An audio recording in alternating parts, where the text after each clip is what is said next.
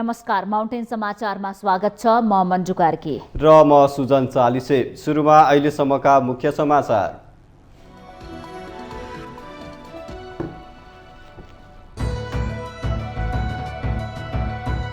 राष्ट्रपति विद्यादेवी भण्डारीद्वारा प्रधानमन्त्री देउवाको सिफारिसमा मन्त्री परिषद पुनर्गठन। नवनियुक्त मन्त्रीहरूले आज पद तथा गोपनीयताको शपथ लिने।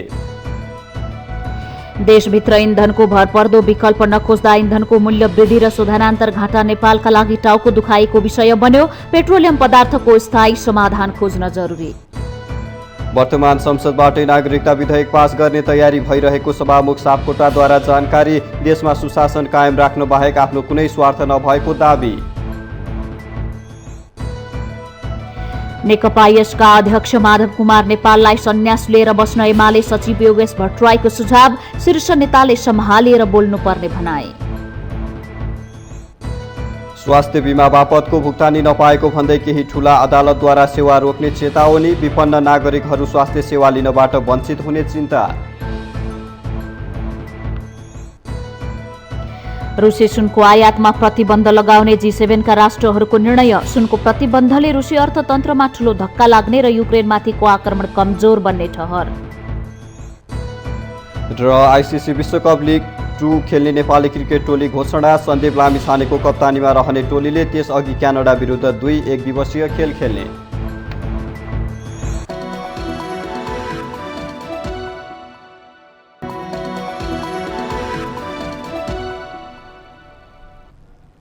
अब समाचार विस्तारमा। प्रधानमन्त्री शेरबहादुर देउवाले मन्त्री परिषद पुनर्गठन गर्नुभएको छ। पुनर्गठित मन्त्री परिषदमा नेकपा एकीकृत समाजवादीबाट सरकारमा सहभागी मन्त्री हेरफेर भएका छन्। एकीकृत समाजवादीबाट नेताहरू जीवनराम श्रेष्ठ संस्कृति पर्यटन तथा नागरिक उड्डयन मन्त्री, मेटमणि चौधरी शहरी विकास मन्त्री, शेरबहादुर कुँवर श्रम रोजगार तथा सामाजिक सुरक्षा मन्त्री, भवानी खापुङ स्वास्थ्य तथा जनसङ्ख्या मन्त्री र हिरा केसी स्वास्थ्य तथा जनसङ्ख्या राज्य मन्त्री बन्नुभएको हो। राष्ट्रपति कार्यालयले आइतबार साँझ एक विज्ञप्ति जारी गरी प्रधानमन्त्री देउवाले मन्त्री परिषद पुनर्गठन गरेको उल्लेख गरेको छ। नेकपा एकीकृत समाजवादीले 22 जेठमा मन्त्रीहरू फिर्ता बोलाएर सरकारमा नयाँ मन्त्रीहरूलाई पठाउने निर्णय गरेको थियो। त्यस दिन मन्त्री बन्ने नेताहरूको नाम प्रधानमन्त्रीलाई बुझाए पनि मन्त्री परिषद 22 दिनपछि मात्र पुनर्गठन भएको हो। संसदमा आगामी आर्थिक वर्ष 2079-80 को बजेटमाथिको छलफल चलिरहेका बेला मन्त्रीहरूले जवाफ नदिई हेरफेर गर्नु उचित नहुने भन्दै मन्त्री हेरफेर रोकिएको थियो।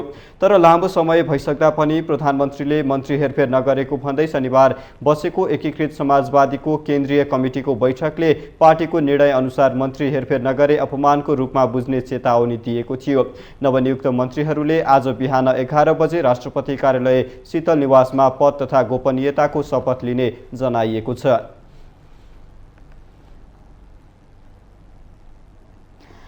शहरी विकास मन्त्री रामकुमारी झाँक्रीले मन्त्री पदबाट राजीनामा दिनुभएको छ। आइतबार मन्त्रालयमा पत्रकार सम्मेलन गर्दै मन्त्री झाँक्रीले राजीनामा दिनुभएको हो। उहाँले राजीनामा तथा विदायी पत्रकार सम्मेलनमा बोल्दै बजेटका विषयमा उठेका प्रश्नको जवाफ र आफूले ल्याएका कार्यक्रमबारे जवाफ दिने रहरले आफूले केही दिन मन्त्री पदमा रहेको बताउनुभयो। मन्त्री झाँक्रीले बजेटमाथिको जवाफ दिनु अघि नै नयाँ नाम सिफारिस गरेको कुरामा पार्टीले आफूहरूसँग छलफल नगरेको भन्दै गुनासो गर्नुभएको छ। उहाँले पार्टीका मन्त्री बन्न र बनाउन चाहने नेताहरूले मन्त्री भएको 6 महिना हुनासाथ दिन गण्न सुरु गरेको खुलाउनुभयो। फाइनली हाम्रो हामीले प्रोग्राम अन्तिममा केही गर्ने बेलामा हाम्रो त्यो बजेट वक्तव्यको थ्रेसहोल्डबाट हामी अलिकति हाम्रो मन्त्रालयको धेरै प्रोग्राम तल जाने भएपछि हाम्रो प्रोग्रामको मन्त्रालयको सन्तुलन चाहिँ भएन कि भन्ने हिसाबले चाहिँ हामी आफ्नो आन्तरिक छलफलमा थियौँ। मेरो पार्टीले चाहिँ निर्वाचनको समीक्षा गर्नलाई बैठक बोलाएको भनेर मिडियामा थाहा पाएको। अनि त्यसपछि समीक्षा गर्न बोलाएकोमा मन्त्री फेर्ने निर्णय भएछ। त्यो चाहिँ थाहा भएन। हामी त यही किताब छाप्ने के गर्ने LIMBS भर्खर एक्सेस दिएको थियो अर्थ मन्त्रालयले यही मन्त्रालयमा। मन्त्री झाँक्रीले पत्रकार सम्मेलनमा गहभरी आँसु झार्दै पार्टी अध्यक्ष माधव कुमार नेपालको नाम नलिई मन्त्री बनाउने पार्टीलाई धन्यवाद दिनुभएको थियो। त्यसैगरी संस्कृति पर्यटन तथा नागरिक उड्डयन मन्त्री प्रेम कुमार आलेले आफ्नो कार्यकालमा 90% अङ्क ल्याएको बताउनुभयो। उहाँले आफू प्रक्रियामा भन्दा एक्सनमा विश्वास गर्ने राजनीतिक कार्यकर्ता भएको उल्लेख गर्दै चाँडै परिणाम दिन राजनीतिक कार्यकर्ता हुँ। मलाई यदि कसैले तपाईका कामबाट कति सन्तुष्ट हुनुहुन्छ भनेर पत्रकार साथीहरूले सोध्नुभयो भने मेरो उत्तर हुनेछ 90%। मैले यो अवधिमा 90% अङ्क ल्याएको ठानेको छु। बाँकी जनताले मूल्याङ्कन गर्दै नै छ। मन्त्री आलेले कागजमा मात्रै काम गरेको देखाउन खोज्नेहरू आफ्नो निगरानीमा परेको बताउनु भएको छ। मन्त्रालयबाट बाहिरिए पनि मन्त्रालयले सुरु गरेका कामहरूलाई निगरानीमा राखिरहने उहाँको भनाइ छ।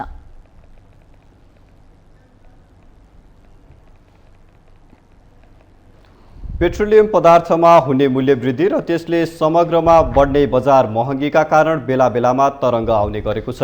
नेपाल आयल निगमले सधैँभरि घाटामा छु भन्दै जनताको थाप्लोमा मूल्य वृद्धिको भार थोपार्ने गरेको छ भने सरकारले विभिन्न बहानामा इन्धन कर लगाउँदै आएको छ। इन्धन आयातकै कारण देशको अर्थतन्त्र सङ्कट उन्मुख भएको यथार्थ राम्रोसँग बुझेको सरकार र आयल निगमले देशभित्र त्यसको विकल्प खोज्न सिन्को भाँच्न सकेका छैनन्।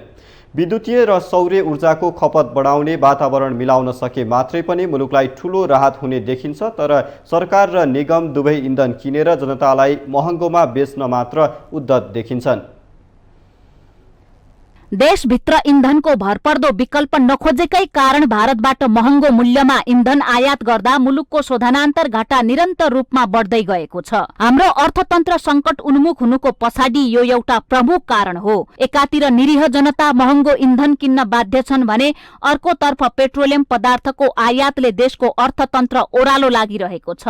पछिल्लो समय रुस युक्रेन युद्धका कारण विश्व बजारमै अत्याधिक मूल्य वृद्धि भइरहेको छ। त्यसमा पनि बारम्बार इन्धनमा भइरहेको मूल्य वृद्धि नेपालका लागि चिन्ताको विषय बनेको छ। इन्धनमा भएको मूल्य वृद्धिकै कारण नागरिकहरू चरम महँगीको शिकार बनेका छन्। तर सरकारले यही शनिबार बिना कुनै आधार जनताको दबाव भन्दै इन्धनको मूल्य घटाएको छ। सरकारले शनिबार प्रति लिटर पेट्रोलमा 20 र डिजेलमा 29 रुपैयाँ घटाएको छ। अब पेट्रोलको प्रति लिटर 179 रुपैयाँ पर्नेछ भने डिजेलको प्रति लिटर 163 रुपैयाँ तिर्नुपर्नेछ।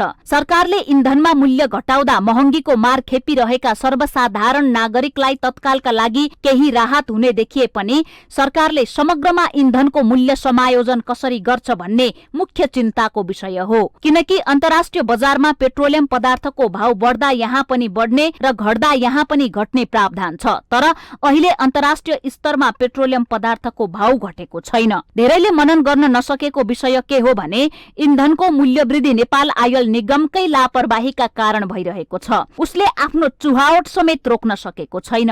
अर्कोतर्फ सरकारले इन्धनमा अनेक प्रकारको कर लगाएको छ। त्यो कर कटौती गरेर जनतालाई राहत दिनतर्फ सरकार र निगमको चासो छैन। निगमलाई सधैँभरि घाटा देखाएर जनताको थाप्लोमा महँगीको भारी बोकाउने बाटो नै सबैभन्दा सहज लागेको छ। सरकारी संस्थान भएका कारण नेपाल आयल निगम घाटामा गए पनि सरकारले ऋण तिरिदिने गरेको छ। ऋण दिएर भए पनि सरकारले निगमलाई बेला बेलामा उम्काउने गरेकै कारण नेपालमा केवल इन्धनको मूल्य वृद्धि बारे बहस हुने गरेको छ। तर यसको स्थायी समाधानतर्फ सरकारले चासो दिन सकेको छैन। सरकारको इच्छा शक्ति हुने हो भने देशभर विद्युतीय सवारी साधन सञ्चालनमा ल्याउने सहज व्यवस्था मिलाइदिए मात्रै पनि बिस्तारै नेपालमा पेट्रोलियम पदार्थको खपत घट्दै जानेछ। यसले नेपाल भारत व्यापार घाटामा समेत कमी आउनेछ।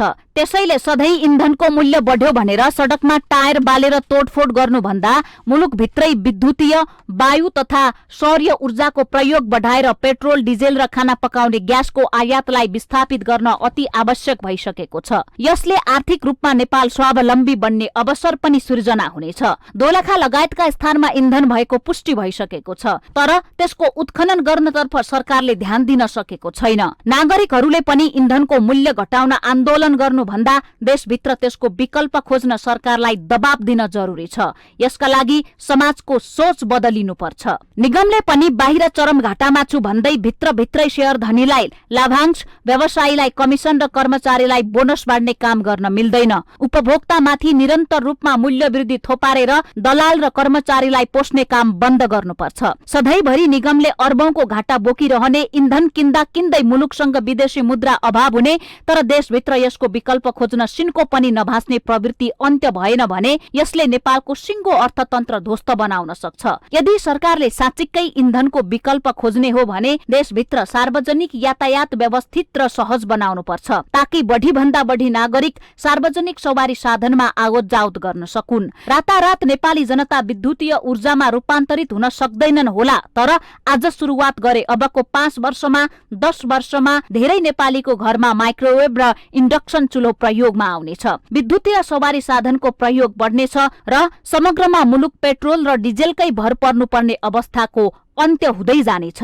माउन्टेन टेलिभिजन एसडी राजनीतिक ब्युरो। सभामुख अग्निप्रसाद सापकोटाले वर्तमान संसदबाट नै नागरिकता विधेयक पास गर्ने तयारी भइरहेको बताउनु भएको छ। आइतबार काठमाडौँमा संसदीय मामिला पत्रकार समाजले प्रकाशन गरेको संसदीय समिति अभ्यास पुस्तक विमोचन कार्यक्रमलाई सम्बोधन गर्दै सभामुख सापकोटाले वर्तमान संसदबाट नै नागरिकता विधेयक पास गर्ने तयारी भइरहेको बताउनु भएको हो। नागरिकता विधेयकको विषयमा प्रधानमन्त्री र प्रमुख राजनीतिक दलसँग निरन्तर छलफल भइरहेको जानकारी दिँदै सभामुख सापकोटा संसदमा नागरिकता विधेयक अड्किएर बसेकाले दर्जन भन्दा बढी ज्ञापन पत्र आउने गरेको बताउनुभयो। उहाँले बजेट अधिवेशनबाट नै 8 वटा प्रतिस्थापन विधेयक पास गर्न सके जनतामा सरकारले केही गर्दैछ भन्ने आशा लाग्ने दावी गर्नुभयो। कुराको बारेमा कुरा गरेको छु, पहिलेदेखि पनि कुरा गरिरहेको छु। यो चाहिँ अहिले यही सदनबाट पास गर्नुपर्छ भन्ने हामीलाई लागिरहेको छ। त्यसका साथसाथै 8 वटा प्रतिस्थापन विधेयकहरू पनि चाहिँ हामी अलिकति मेहनत गऱ्यौँ भने चाहिँ पास गर्न सकिन्छ। कमसेकम हामीले दर्जनभन्दा बढी यही बजेट अधिवेशन भए पनि विधेयकहरू पास गर्न सक्यौँ भने जनतामा हुँदो रहेछ नि त। सभामुख सापकोटाले देशमा सुशासन कायम र भ्रष्टाचार नियन्त्रण गर्ने बाहेक आफ्नो कुनै स्वार्थ नभएको बताउनुभयो। उहाँले आफू सधैँ आचरण, देशभक्ति, सदाचारको एउटा नमुना दिनका लागि अग्रसर भएको दावी पनि गर्नुभएको छ। उहाँले लोकतन्त्र भनेको जीवन धारा र लोकतन्त्रको आत्मा भनेको संसद रहेको बताउनु भएको छ। उहाँले 3 करोड नेपाली जनताको आवाज प्रफुष्टन हुने एक मात्रै फोरम भने संघीय संसद रहेको दावी गर्नुभयो। त्यहाँ गर्न सकिएको छैन, हामी प्रयत्न गर्दैछौँ, बल गर्दैछौँ। लोकतन्त्र भनेको जीवनधारा हो, त्यो लोकतन्त्र भनेको आत्मा भनेको चाहिँ संसद हो। र अहिले यहाँ धेरै चर्चा भइसक्यो, मैले धेरै चर्चा गर्नु पर्दैन, तपाईँहरूलाई धेरै कुरा थाहा छ। हामी 3 करोड नेपाली जनताहरूको आवाज प्रस्फुटन हुने कुनै थलो छ भने त्यो संघीय संसद नै हो। संसदले जनताका कुरालाई आत्मसात गर्न सक्नु नै सफलता हुने धारणा राख्दै सभामुख सापकोटाले पछिल्लो समय विश्वमा दर्शन, विचार र सिद्धान्तका बारेमा छलफल भन्दा पनि व्यापारमा बढी केन्द्रित भएको बताउनुभयो। कानून, न्याय तथा संसदीय मामिला मन्त्री गोविन्द प्रसाद शर्मा कोइरालाले न्यायालयमा विकृति र विसङ्गतिको सुरुवात न्यायाधीश नियुक्तिदेखि नै भइरहेको दावी गर्नुभएको छ। आइतबार राष्ट्रिय सभाको बैठकमा विनियोजन विधेयक 2079 अन्तर्गत सांसदहरूले उठाएका प्रश्नको जवाब दिँदै मन्त्री शर्माले यस्तो दावी गर्नुभएको हो। उहाँले न्यायाधीश नियुक्ति गर्दा योग्यता, क्षमता, निष्पक्षता र उक्त व्यक्तिको कार्य सम्पादन क्षमता नहेरी आफ्नो मान्छे नियुक्ति गर्नाले न्यायपालिकामा समस्या भइरहेको बताउनुभयो। मन्त्री शर्माले न्याय परिषदले अहिले न्यायाधीश नियुक्ति सम्बन्धी निर्देशिका तयार गरेको र निर्देशिकाको मस्यौदामा छलफल भइरहेको जानकारी दिनुभयो। उहाँले यो हप्ता नै निर्देशिकालाई अन्तिम रूप दिई राजपत्रमा प्रकाशन गर्ने र त्यसको आधारमा नै निष्पक्ष प्रक्रियाबाट न्यायाधीश नियुक्ति गर्ने बताउनुभयो। ल्याएको छ।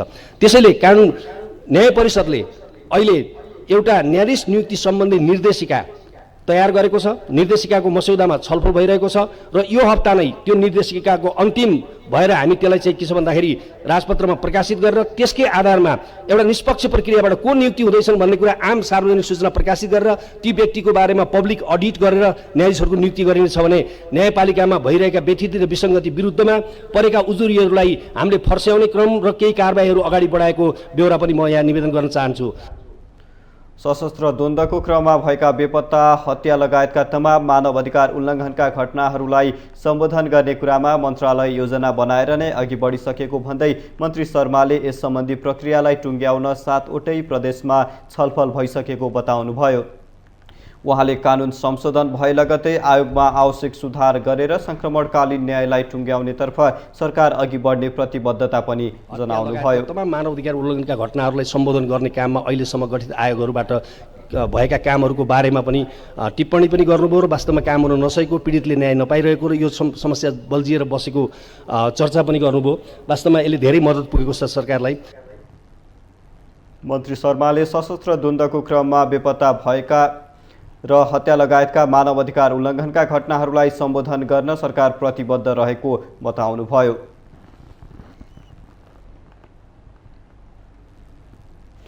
नेकपा एमालेका सचिव एवं सांसद योगेश भट्टराईले नेकपा एकीकृत समाजवादीका अध्यक्ष माधव कुमार नेपाललाई सन्यास लिएर बस्न सुझाव दिनुभएको छ। प्रतिनिधि सभाको बैठकपछि सञ्चारकर्मीहरूसँग कुरा गर्दै सांसद भट्टराईले अध्यक्ष नेपाल राजनीति र जीवन दुवैको उत्तरार्धमा रहेकोले सन्यास लिएर बस्न सुझाव दिनुभएको हो। उहाँले केही दिन अघि अध्यक्ष नेपालले 10 भाइ एमालेका दास हौ तिमीहरूले हाम्रो खैरो खन्छौ भन्ने भाषण गरेको प्रति सांसद भट्टराईले माधव नेपाल जतिको शीर्ष नेताले सम्हालिएर बोल्न सक्नुपर्नेमा जोड दिनु भएको छ। उहाँले समाजवादीका अध्यक्ष नेपाल राजनीतिबाट नै अवकाश लिने बेलामा अर्को पार्टी बनाउँछु भन्दै धुलो उडाउनुको तुक नभएको पनि स्पष्ट पार्नु भएको छ। सांसद भट्टराईले आफूले गरेका गल्तीहरूलाई आत्मसात गर्दै नयाँ पुस्तालाई राजनीति, पार्टी, मुलुक सुम्पेर आफू आनन्दले बस्न सुझाव दिनुभएको छ। भाषण विषयवस्तु के हुन् त्यसको मलाई त्यति राम्रो जानकारी छैन। मुख्य कुरा के भने हामीले पहिलेदेखि उठाएको नेकपा एमालेको विभाजनको औचित्य हिजो पनि थिएन, आज पनि छैन र भोलि पनि त्यो पुष्टि हुँदैन। त्यसकारणले विभाजित भएर जाने साथीहरूले विभाजन गलत थियो भन्ने कुरा नै आत्मबोध गर्नु राम्रो हुन्छ। अब त्यो आत्मबोध भयो भने त्यस पछाडि कसरी फेरि एकताबद्ध भएर जाने त्यो भविष्यको कुरा हो। त्यस्तै नेकपा एमालेका सांसद शेरबहादुर तामाङले सबै नेताहरूले घमण्ड त्यागेर समीक्षा गर्न जरुरी रहेको बताउनु भएको छ। उहाँले कम्युनिस्टहरूको जनमत लगभग 2/3 भए पनि विभाजित हुँदा त्यसको अर्थ नदेखिएको बताउनुभयो। संवादको लागि कुनै औपचारिक चाहिँ नेकपा एमालेसँग औपचारिक पत्र र औपचारिक रिक्वेस्ट आएको छ। अनौपचारिक ढङ्गले हामीले पनि सुनेको छ र जहाँसम्म नेपालको कम्युनिस्ट पार्टीहरूको भित्र आफ्नो इगोहरू छ, इगो सबैले त्याग्नु पर्छ। अब त्यो इगोकै कारणले कतिपय बेला अब एक ठाउँमा बस्नुपर्ने पार्टी नेताहरू पार्टीहरू पनि हामी एक ठाउँमा बस्न सक्छौँ। त्यसैले अब त्यो सबै चिजलाई मध्यनजर गर्ने हो। त्यस्तै नेकपा एमालेका सांसद खगराज अधिकारीले मूल घरमा फर्किन चाहनेहरूलाई एमालेले स्वागत गर्ने बताउनु भएको छ। उहाँले आफ्नो बाटो गलत भयो भनेर समीक्षा गर्नेहरूलाई एमालेले क्षमता अनुसारको जिम्मा दिने पनि बताउनुभयो। यस्ता कुरामा चर्चा गर्नु आवश्यकै छैन। त्यो होइन, व्यक्तिगत रूपमा सबै साथीहरूलाई स्वागत छ। पार्टीमा फर्काउनुहोस्, आफ्नो मूल घरमा जे गर्नुभयो यो बेठिक थियो भन्ने साबित भयो। जनताले पनि खास म्यान्डेट दिएनन् र तपाईँहरूले आफ्नो सरकार ढालेर आफ्नो पार्टीबाट गैर राजनीतिक काम गरेर जे काम गर्नुभयो जनताले त्यसलाई रुचि मानेको छैन। महसुस गर्नुहोस्, फर्काउनुहोस् घरमा। हामी योग्यता क्षमता अनुसार जिम्मा दिन्छौँ सबैलाई। किन हरेक मान्छेहरूको लागि सही विचार बोकेर आउने, सही विचार बोकिन्जेलसम्मको पार्टी हो यो। हामी निरन्तर यो पार्टीमा रहिरहन्छौँ र यो पार्टीलाई बलियो बनाउँछौँ। सांसद अधिकारीले नेकपा एमालेसँग विभाजित भएर जानु आफ्नै गल्ती रहेको कुरा एकीकृत समाजवादीका पछिल्ला कार्यले पुष्टि गरेको दावी गर्नुभएको छ। माउन्टेन समाचारमा पालो भएको छ विश्रामको।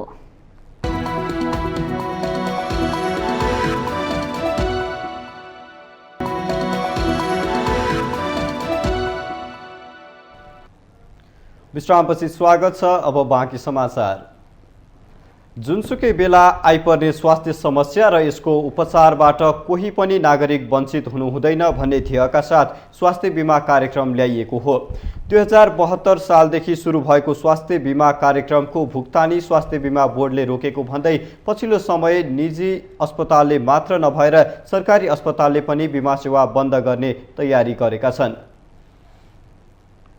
प्रत्येक नागरिकको स्वास्थ्य सुरक्षा गर्ने महत्त्वकांक्षी कार्यक्रम हो स्वास्थ्य बीमा। सम्पूर्ण नागरिकहरूले स्वास्थ्यका सबै सुविधाहरू उपलब्ध गर्न सकुन् भन्ने उद्देश्यले सुरु गरिएको यो योजना सामाजिक सुरक्षा अन्तर्गत सबैभन्दा राम्रो कार्यक्रम मानिएको छ। हाल देशभर स्वास्थ्य बीमा कार्यक्रममा जोडिएका 440 वटा अस्पताल र प्राइमरी हेल्थ केयर सेन्टरहरू छन्, तर सरकारले स्वास्थ्य बीमा बापतको भुक्तानी नगरेको भन्दै केही अस्पतालहरूले बीमा स्किम अन्तर्गतको स्वास्थ्य उपचार रोक्न सुरु गरेका छन्। दिनमा 200 देखि 300 सम्म नागरिकहरू बीमा दावी गर्दै सेवा लिन आउने त्रिवी शिक्षण अस्पतालले विज्ञप्ति नै जारी गरेर स्वास्थ्य बीमा बोर्डले रकम भुक्तानी नगरेसम्म बीमा सेवा प्रवाह गर्न असमर्थ रहेको बताएको छ।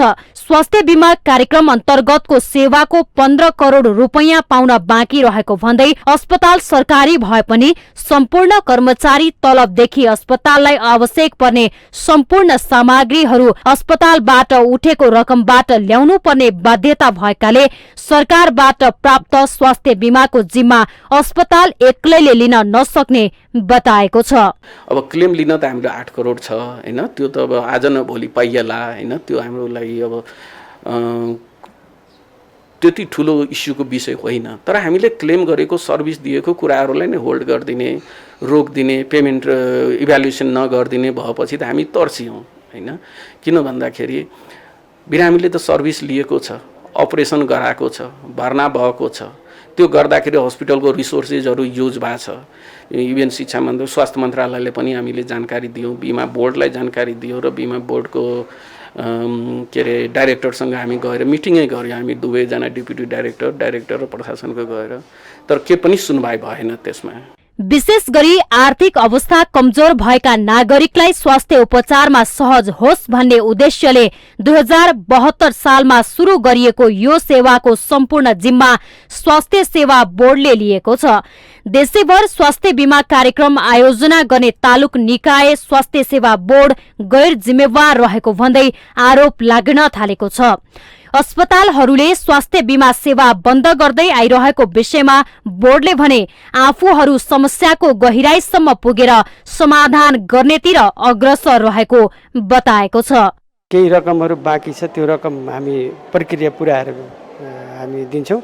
व्यवस्थापन एकदम चनाखो भएर काम गरिरहेको छ हैन। उहाँहरूसित छलफल गरेर प्राविधिक कुराहरू के हुन् ती प्राविधिक कुराहरू मिलाउने र यसलाई दिगो रूपमा यस्तो अस्पतालहरूबाट कार्यक्रम सञ्चालन गर्ने हाम्रो प्रयास भइरहेछ। शिक्षण अस्पतालले मात्रै नभएर धुलीखेल अस्पताल, धरानको बीपी कोइराला स्वास्थ्य विज्ञान प्रतिष्ठान एवं पूर्वका 3 वटा निजी मेडिकल कलेजले पनि दाबी भुक्तानी नपाएपछि उपचार गर्न नसक्ने जनाएका छन्। जनताका लागि भनेर सरकारले तोकेको सेवामा यसरी जिम्मेवार निकायले लापरवाही गर्नु गम्भीर विषय हो। यसले विपन्न नागरिकलाई स्वास्थ्य सेवा लिनबाट प्रत्यक्ष असर पुर्याउँछ। माउन्टेन टेलिभिजन एचडीका लागि बिन्दु अधिकारीको रिपोर्ट। पछिल्लो समय एकीकृत समाजवादी र माओवादी केन्द्र नेपाली कांग्रेससँग आक्रोशित देखिन्छन्। स्थानीय तह निर्वाचनमा बैमानी गरेको भन्दै आगामी निर्वाचनमा नसुध्रिए गठबन्धन तोड्ने सम्मको धम्की पनि दिने गरेका छन्। सार्वजनिक भाषणमा नै कार्यकर्ता सामु यस्तो धम्की दिए पनि गठबन्धनबाट अलग्गिने हिम्मत भने दुवै पार्टीमा देखिँदैन। बरु दाहाल नेपालले कांग्रेसलाई घुर्की लगाउँदै आफू बलियो बन्ने दाउ गरे झै देखिन्छ। स्थानीय निर्वाचनमा कांग्रेससँग गठबन्धन गरेका माओवादी केन्द्र र एकीकृत समाजवादी संघ र प्रदेशको निर्वाचनका लागि कांग्रेससँग घुर्की लगाउँदैछन्। तत्कालीन नेकपाबाट चोइटिएका यी दुई पार्टी न त गठबन्धन चटक्क छोडेर एक्लै चुनाव लड्ने क्षमता राख्छन्, न त आफू कमजोर रहेको स्वीकार नै गर्न सक्छन्। कार्यकर्ता भेला, प्रशिक्षण र भाषणबाजीमा नेपाली कांग्रेसलाई गाली गर्न नेताहरू कति पनि हिचकिचाउँदैनन्। स्थानीय तहको निर्वाचनमा आफूलाई अपमान गरेको, धोका दिएको, सम्मानजनक तालमेल नभएको लगायतका शब्दावली माओवादी र एकीकृत समाजवादीका नेताहरूको भाषणको मसला बन्ने गरेका छन्। दाहाल नेपाल दुवै कांग्रेसले सम्मानित भाग नदिए गठबन्धन तोड्ने धम्की दिन पछि पर्दैनन्। तर रोचक त के छ भने अगाडि जति गाली गरे पनि भाषणको अन्त्यमा गठबन्धनको औचित्य नसकिएको र आगामी दिनमा पनि गठबन्धन गरेरै अगाडि बढ्ने भन्न चाहिँ छाड्दैनन्। गठबन्धनप्रति हाम्रो धेरै गुनासो भए तापनि, कतिपय पार्टीहरूले धोका दिएको भए तापनि, कतिपयले हामीलाई अपमान गरेको भए तापनि, अनि हामीले पनि आफ्नो शक्ति राम्रो ढङ्गले परिचालित गर्न सकेको कारणले गर्दाखेरि पनि हामीले अपेक्षित परिणाम प्राप्त गर्न सकेनौँ। नेपाली कांग्रेसको तर्फबाट शेरबहादुर देउवा प्रधानमन्त्रीजीले गठबन्धनको आवश्यकता छ, हामी आउने चुनावमा पनि मिलेर जाउँ भन्नुभएको छ। त्यसैले एकीकृत माओवादीका अध्यक्ष पुष्पकमल दाहाल प्रचण्डले पनि विगतमा कमी कमजोरीहरू भए त्यो पनि स्वीकार गर्नुभएको छ। एकीकृत समाजवादीले पार्टीका पछिल्ला बैठकहरूमा स्थानीय निर्वाचनको समीक्षा गरिरहेको छ। निर्वाचनमा कांग्रेसले धोका दिएको, सिट बाँडफाँड न्यायोचित नभएको, आफूहरूलाई अपमान गरेको लगायत समाजवादीको निष्कर्ष छ। पछिल्लो समय गठबन्धनमा विभिन्न विषयलाई लिएर प्रधानमन्त्री शेरबहादुर देउवासँग समाजवादी चिडिएको छ। अर्कोतर्फ नेकपा माओवादी केन्द्र पनि गत स्थानीय चुनावमा कांग्रेसले चलाखी गरेको र आगामी चुनावमा त्यो चलाखी नचल्ने भन्दै चेतावनी दिइरहेको छ। तर कांग्रेसको चलाखीका बावजुद गठबन्धन अझै जरुरी रहेको माओवादीको पनि निचोड छ। कार्यकर्तासँग आफू शक्तिशाली रहेको रटान लगाउने अनि गठबन्धनका लागि कांग्रेससँग घुर्की लगाउन नछोड्ने यी दुई पार्टीहरूको दैनिकी बनेको छ। अहिले भन्नुहुन्छ सबभन्दा बढी गठबन्धनबाट फाइदा लिने माओवादी हो, बुझ्नु भएन? माओवादी हो। गठबन्धनबाट जति फाइदा भयो माओवादीलाई भयो, बढीभन्दा बढी बार्गेनिङ गरेर बढीभन्दा बढी सिट लिने प्रयत्न चाहिँ समाजवादी र माओवादीको कांग्रेससँग देखिन्छ। अब तल कुरेर बसेका तपाईँको चाहिँ अब प्रचण्ड त एम्बिसियस भइहाले, बाबुरामदेखि माधव नेपालसम्म चाहिँ प्रधानमन्त्री हुने इच्छा र आकाङ्क्षा देखिन्छ। त्यसले गर्दा त्यही किसिमको चाहिँ कहाँ चाहिँ आफूलाई चाहिँ कम्फर्टेबल हुन्छ त्यो कम्फर्टेबलको खोजी चाहिँ अहिलेको कोलिसनभित्र देखिन्छ। त्यसो त माओवादी केन्द्रले फेरि एमालेसँग सहकार्य गर्न सक्ने सम्भावना रहेको पनि विश्लेषण हुने गरेको छ। एकीकृत समाजवादीले त एमालेसँग सहकार्य गर्नका लागि केही शर्तहरू समेत सार्वजनिक गरिसकेको छ। यद्यपि कांग्रेसलाई फकाएर वर्तमान गठबन्धनलाई नै निरन्तरता दिँदै सकेसम्म ठूलो हैसियत बनाउने कसरतमा यी दुई पार्टीहरू रहेका छन्। माउन्टेन टेलिभिजन एचडीका लागि क्यामेरामा अमर राउतका साथमा सुजन चालिसेको रिपोर्ट। मनसुन सुरु भएसँगै मनसुन जन्य विपदबाट 12 जनाले ज्यान गुमाइसकेका छन् भने 28 जना घाइते भएका छन्। नेपालमा मनसुनको समयमा पहिरो, बाढी, कटान र डुबानले वर्षेनी मानवीय र भौतिक क्षति हुने गरेको भए पनि विगतका घटनाबाट राज्य संयन्त्रले पाठ भने सिक्न नसकेको स्पष्ट देखिएको छ। नेपालमा मनसुन भित्रिएको 3 हप्ता बितिसक्यो। यो सालको मनसुन जेठ 18 गतेबाट सुरु भई असोज 14 गतेसम्म रहने जल तथा मौसम विज्ञान विभागले अनुमान गरेको छ। यो मनसुनमा देशका अधिकांश स्थानमा सरदर भन्दा बढी वर्षा हुने सम्भावना रहेको समेत विभागको पूर्वानुमान छ। मनसुन सुरु भएसँगै बाढी पहिरोले नागरिकको ज्यान लिन थालिसकेको छ भने घरहरू क्षति हुने क्रम बढ्दैछ। यो वर्ष मनसुन सुरु भएसँगै 12 जनाको मृत्यु भइसकेको छ भने 28 जना घाइते भएका छन्। 45 घर पूर्ण रूपमा क्षति हुँदा 71 घर आंशिक क्षतिको मारमा परेका छन्। तर अहिले मनसुन सुरु भएको 1 महिना लाग्दै गर्दा सम्भावित जोखिमलाई मध्यनजर गर्दै कुनै पनि बस्ती स्थानान्तरण गरिएको छैन। यस वर्ष 20 लाख जनसङ्ख्या मौसमजन्य विपदबाट प्रभावित हुन सक्ने आकलन गर्दै राष्ट्रिय विपद जोखिम न्यूनीकरण तथा व्यवस्थापन प्राधिकरणले मनसुन पूर्व तयारी तथा प्रतिकार्य योजना 2079 सार्वजनिक गरेको छ। विक्रमसम्म 2068 देखि 2078 सालसम्म 11 वर्षको अवधिमा मनसुनजन्य विपदबाट 2362 जनाको मृत्यु भयो भने 880 बेपत्ता भए। तथ्याङ्क निकाल्नमा मात्र हाम्रो राज्य संयन्त्र जोड्छ या विगतको अनुभवबाट केही सिक्छ, त्यो प्रश्नको विषय बनेको छ। विज्ञहरू भने सरकार मनसुनजन्य विपदको दीर्घकालीन समाधानमा नलागेका कारण हरेक वर्ष क्षति भोग्न बाध्य भएको बताउँछन्। त हामी लङ टर्म सल्युसनतिर जाँदैनौँ कि हामी एकदम सर्ट सल्युसनमा मान्छौँ कि आयो बारी अनि फटाफट 2 महिना चाहिँ रेस्पोन्स गर्ने। अब त्यसमा अलिकति पोलिटिकल माइलेज पनि पाइन्छ होइन, त्यो सबैलाई राम्रो पनि लाग्छ अनि त्यसपछि फेरि सकिन्छ। पूर्व सूचना प्रणाली अब त्यो धेरै ठाउँमा छ तर अझै पनि पर्याप्त छैन। इन्फर्मेसन आइसकेपछि के गर्ने त होइन, अब के सामान लिएर जाने, कति समयभित्र निस्किने, कन्सन्ट्रेसन पोइन्ट कहाँ छ, इभ्याकुएसन रुट कुन हो होइन। यस्तो नहोस् कि यस्तो बाटो लिउँ जुन चाहिँ आधी बाटोपछि बारी आएर फस्ने, फेरि माने घरको न घाटको हुन्छ भन्दाखेरि यी सबै कुराहरू मिलाएर जुन छ नि त्यस्तो खालको कार्यक्रम चाहिँ आउनुपर्छ। मनसुनजन्य प्रकोपको क्षति न्यूनीकरण र रोकथाममा भन्दा पनि घटनापछि प्रतिकार्यमा उत्रिने परिपाटी परिणाममुखी हुन सकेको छैन। अन्य जिल्लाको कुरा छोडौं, राजधानी शहरले समेत 2 घण्टाको झरी थेक्न सक्दैन।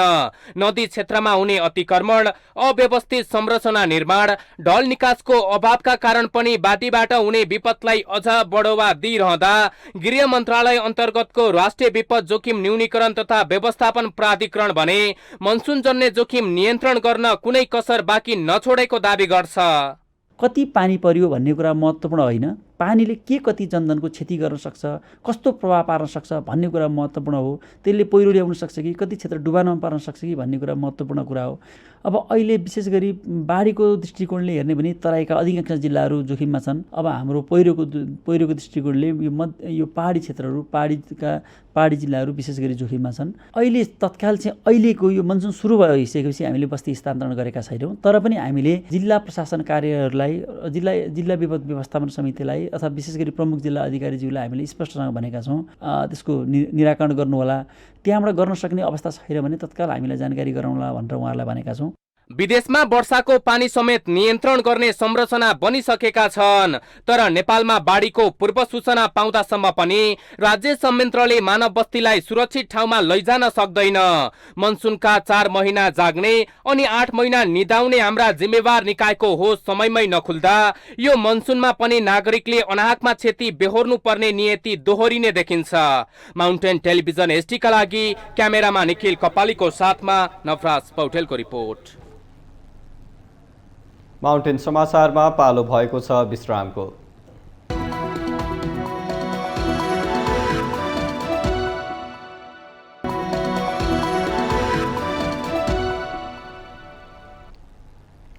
विश्रामपछि स्वागत छ। अब बाँकी समाचार। शिक्षा विज्ञान तथा प्रविधि मन्त्री देवेन्द्र पौडेलले कक्षा 8 सम्मको दिवा खाजाका लागि अर्थ मन्त्रालयले बजेट नदिएको गुनासो गर्नुभएको छ। आइतबार राष्ट्रिय सभाको बैठकमा विनियोजन विधेयक 2079 अन्तर्गत सांसदहरूले उठाएका प्रश्नको जवाफ दिँदै शिक्षा मन्त्री पौडेलले यस्तो बताउनु भएको हो।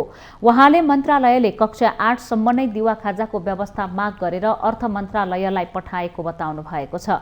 मन्त्री पौडेलले सरकारको आगामी आर्थिक वर्षका लागि प्रस्तुत गरेको नीति तथा कार्यक्रममा कक्षा 8 सम्म दिवा खाजा पुर्याइने भने पनि बजेट प्रस्तुत नहुँदा कक्षा 8 सम्म पुर्याउने गरी भन्ने भाषाको प्रयोग गरिएको बताउनुभयो।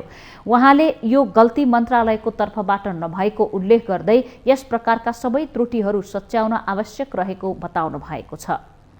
मन्त्रालयले पनि बजेट कमी भयो भनेर उहाँहरूले भन्नुभएको छ।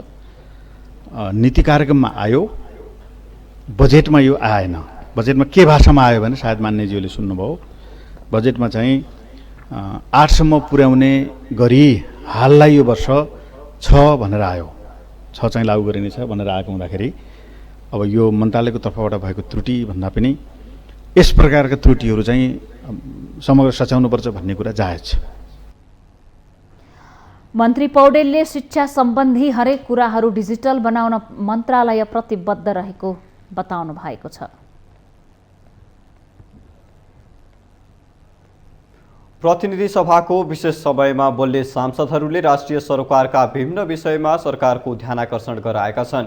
प्रतिनिधि सभाको विशेष समयमा बोल्दै नेपाली कांग्रेसकी सांसद पुष्पा भुसालले आगामी संघ र प्रदेश सभाको निर्वाचनमा प्रत्यक्षतर्फ कम्तीमा 33% महिला उम्मेदवार बनाउन सरकारसँग माग गर्नुभयो।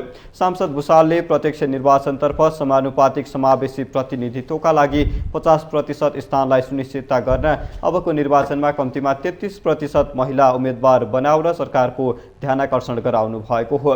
त्यस्तै नेकपा माओवादी केन्द्रकी सांसद रेखा शर्माले पनि गठबन्धन गरेर सरकार र निर्वाचन गर्दा संविधानमा व्यवस्था गरेको 33% महिलाको उम्मेदवारी सहभागिता हुन नसकेको बताउनुभयो।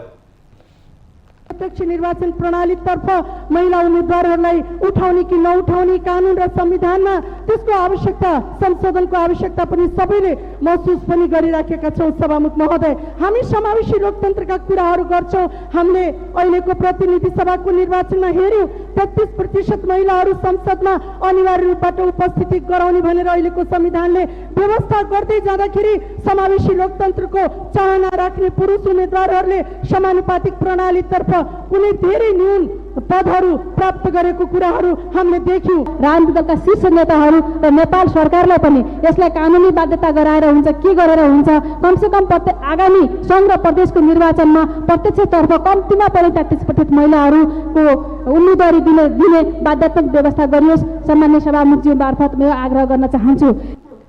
त्यस्तै जनता समाजवादी पार्टी नेपालका सांसद प्रमोद शाहले नागरिकता सम्बन्धी विधेयकलाई तत्काल पारित गर्नुपर्ने बताउनु भएको छ। सांसद शाहले नागरिकता सम्बन्धी विधेयकलाई चालु अधिवेशनबाट नै पारित गर्नुपर्नेमा जोड दिनु भएको हो। त्यसैगरी राष्ट्रिय जनमोर्चाकी सांसद दुर्गा पौडेलले विदेशमा रहेका नेपालीहरूलाई मतदानको अधिकार दिन सरकारले ठोस कदम चाल्नुपर्ने बताउनुभयो। चाहिँ पास हुने अवस्था छैन सभामुख महोदय। त्यसले गर्दा यो विधेयकलाई अहिले मैले के सुनेको छु भने यो विधेयक जुन पेश भएको छ त्यो विधेयकलाई फिर्ता लिने, सरकारले फिर्ता लिएर नयाँ विधेयक फेरि जारी गरेर नागरिकता दिने कुरो सुनेको छु सभामुख महोदय। यो यदि यस्तो अवस्था छ भने यो तुरुन्तै यो काम गर्नुपर्ने अवस्था छ सभामुख महोदय। नागरिकता विधेयकलाई कति दिनसम्म हामी उल्झाएर राख्ने, कति दिनसम्म हामीले यसलाई थिचेर राख्ने, हामीले हेरेका छौँ 22 महिनासम्म राज्य व्यवस्था सुशासन समितिमा यसको छलफल नै गरेको अवस्था हामीले देखेका छौँ। प्रवासी नेपालीहरूलाई मतदानको अधिकार दिनको निम्ति सरकारले ठोस कदम चाल्नुपर्ने आवश्यकता देखिन्छ। त्यसको निम्ति ऐन नै बनाएर जानुपर्ने त्यो पनि आवश्यकता देखिन्छ।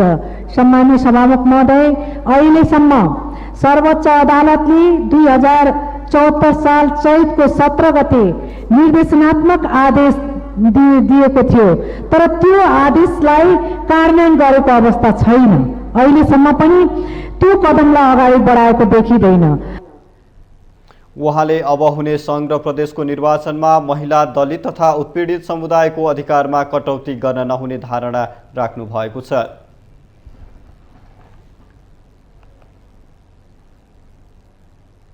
हामीसँग आर्थिक, अन्तर्राष्ट्रिय र खेलकुद समाचार बाँकी नै छन्। माउन्टेन समाचारमा पालो भएको छ विश्रामको।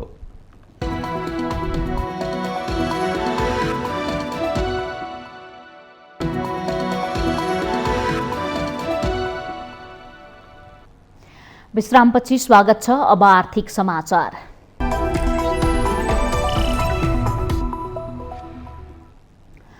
पछिल्लो 3 सातादेखि निरन्तर रूपमा गिरावट हुँदै आएको नेप्से परिसूचक आइतबार उच्च अङ्कले वृद्धि भएको छ। साताको पहिलो कारोबारका दिन आइतबार नेप्से परिसूचक 94.92 अङ्कले बढेर 1956.98 बिन्दुमा पुगेको छ।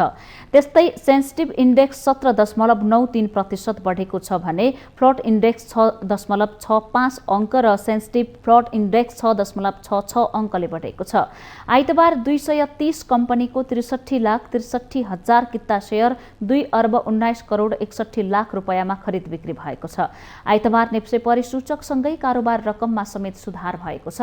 अघिल्ला कारोबारमा 1 अर्ब बराबरको कारोबार हुँदै आएको थियो। आइतबार नेप्सेका 13वटै उपसमूहको परिसूचक उच्च रूपमा बढेको छ, जसमध्ये लगानी उपसमूहको परिसूचक सबैभन्दा धेरै 8.88% बढेको छ। त्यस्तै विकास बैंक उपसमूहको परिसूचक 8.30% बढेको छ भने जलविद्युत, वित्त तथा अन्य र व्यापार उपसमूहको परिसूचक 7% भन्दा बढी र लघु वित्त तथा होटल तथा पर्यटन उपसमूहको परिसूचक 5% भन्दा बढीले बढेको छ।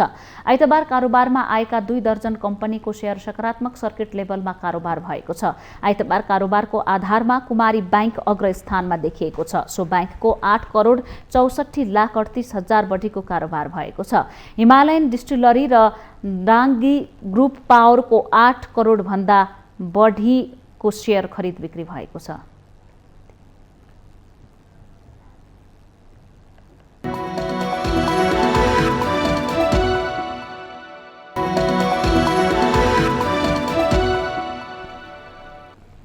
विश्रामपछि स्वागत छ। यससँगै हामी माउन्टेन समाचारको अन्त्यमा आइपुगेका छौं। जाँदा जाँदै मुख्य समाचार पुनः एकपटक।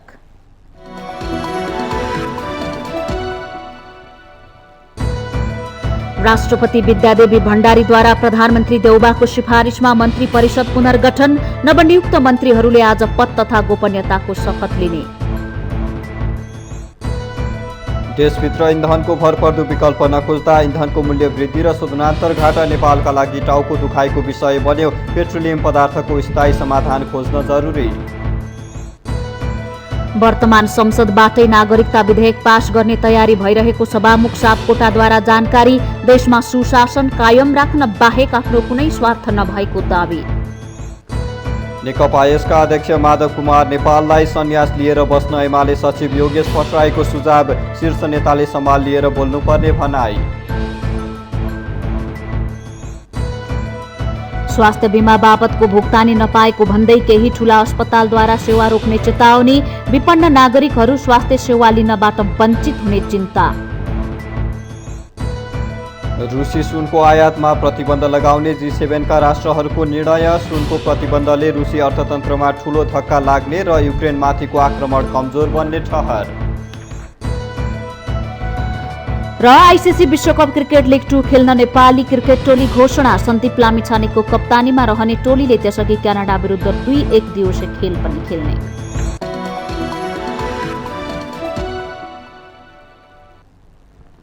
माउन्टेन समाचार अहिलेलाई यति नै। सत्य, तथ्य र निष्पक्ष समाचारका लागि माउन्टेन टेलिभिजन HD हेर्दै रहनुहोला। नमस्कार।